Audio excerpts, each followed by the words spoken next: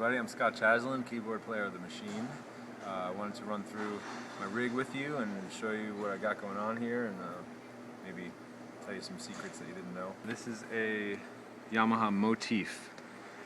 It's a full 88 size keyboard with weighted keys, and I use it mainly for piano sounds and different orchestral sounds.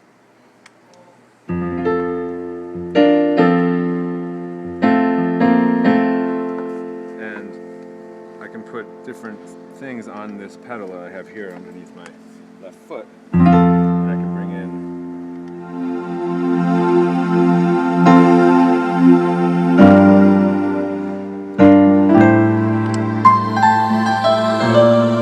so that leaves a lot of options for different sounds that can be merged together. I also use a lot of horns and stuff that come out of here, like for Comfortably Numb, for example.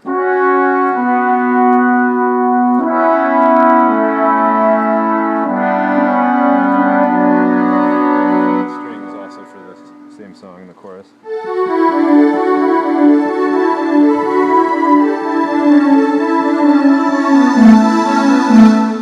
there's a lot of versatility that I get from this guy. There's also some sound effects that I use from here too. Welcome to the Machine. Some voices. Some scary shit. The worms. So that's the Motif. And on the floor here, is, like I said before, is the expression pedal. And this is a sustain pedal that I can hold different notes with. It's pretty standard for any keyboard. This is a Hammond XK3. It's a digital organ built to emulate the B3, which is a large console analog organ. And this thing is actually pretty awesome because it implements the tone wheel technology that the original Hammond used, but in a digital form. So it actually has 96 different oscillating tone wheels inside of it, which is why it sounds so thick and sounds so much like a real Hammond. These drawbars control the fundamental pitches that come out of the organ.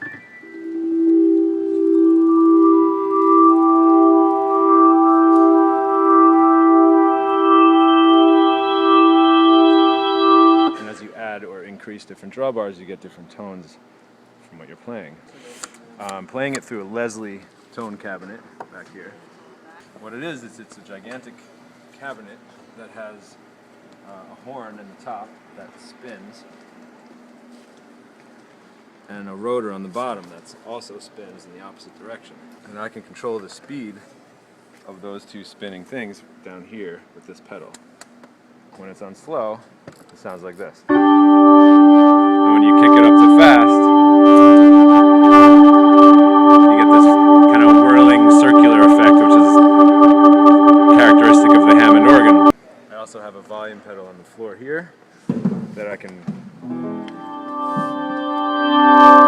bring the organ level in and out with, and a sustain pedal over here. Typically, organs are not played with a sustain pedal, but sometimes I have so much stuff to do with my hands that I need to use my feet to sustain a chord on the organ while I'm playing two other things. So that's what that's for. This is a Rhodes electric piano, which is a very signature sound of the Floyd music from the 70s. Most of Dark Side of the Moon, a lot of Animals, and Wish You Were Here was very Rhodes heavy, and you probably recognize the sound.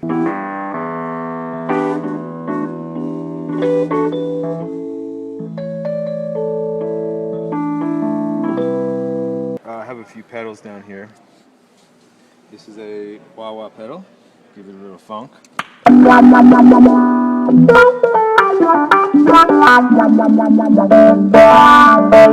Pink Floyd was not known for being funky, but we sometimes add our own flavor into some of our improvisations, so the wah is useful for that. This here is a distortion box. A lot of times I cover guitar parts that Joe can't do, so I use the distortion on the Rhodes to emulate that. This is a phase shifter over here. And different combinations combinations of those pedals create pretty cool sounds too, so distortion and phase together.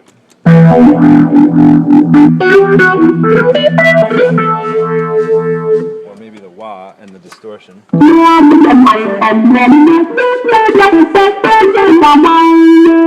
And this here is a switch for the Fender Twin tube amp, which I'm playing the Rhodes through. And this pedal, I can activate the vibrato on the amp, which gives it. This here is a sustain pedal for the Rhodes, where you can hold out notes.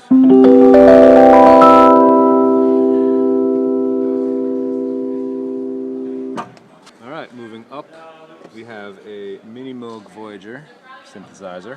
This is a more recent synth made by Moog, which is spelled Moog but pronounced Moog.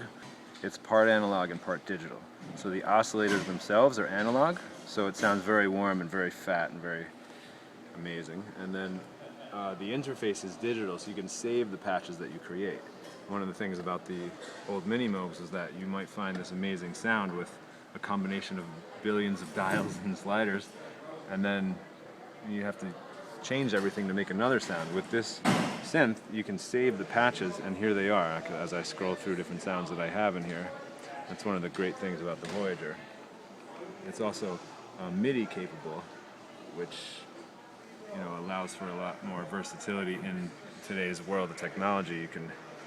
You can MIDI this keyboard to other things or other effects, and it's pretty awesome. So the Moog has lots of different sounds. This is one of the ones that I like to play.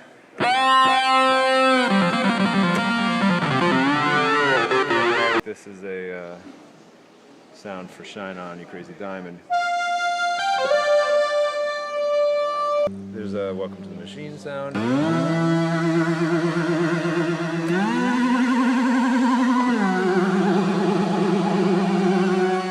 And this dial over here, I'm moving with my left hand, I'm using right now to modulate the pitch of this particular sound. So when I rotate the dial, you'll hear the pitch start to go crazy.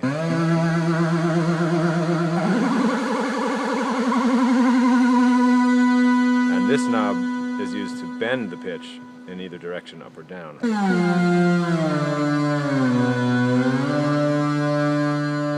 So you can get a little more expression out of your playing using these dials, and they're programmable, so you can assign lots of different functions to these things, which is pretty cool. I also have an effects box over here.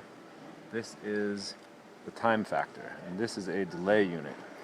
So what I do with that is I have a lot of very specific delays that happen for different songs. So I can program this box to a certain time or a certain effect, and with using MIDI, when I change a program on the synth itself, it changes the program in the effects box as well. And it's very useful for something like this where I have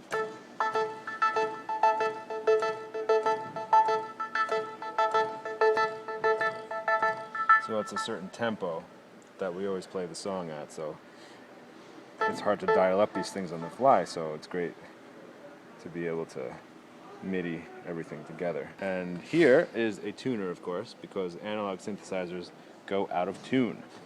And this is very important so that my bandmates don't yell at me after the show when the Voyager was out of tune. This is a clavinet.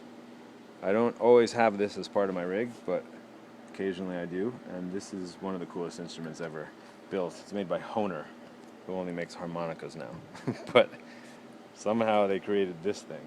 It's basically a gigantic box with strings inside of it.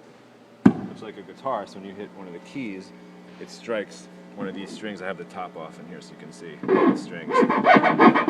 And the clavinet I have running through this Electro-Harmonix Memory Man, which has different types of delays and things in it. And the clav I have running through the Fender Twin, which you saw before. Also play the Rhodes through that. And I have this splitter box here, so I can actually send the signal to the Leslie as well, which is one of the coolest sounds. And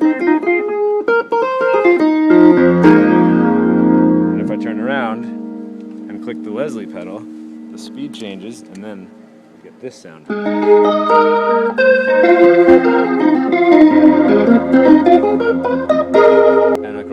combine them both, so I have the Fender Twin Amp and the Leslie together.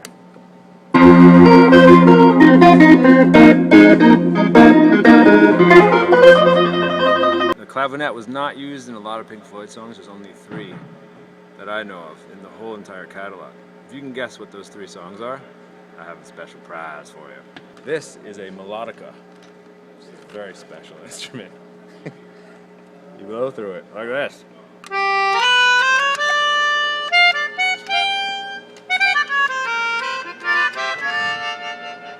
It's kind of a weird hybrid of an accordion and a harmonica, or, you know, I don't play it very much, only on outside the wall, which we all come to the front of the stage and play acoustic. Anyone have any idea how many keys there are? 353 keys. So thanks for taking the tour with me. I hope you learned something. I hope I wasn't too boring. Come out and see the band and you can hear all this stuff in action. Thanks.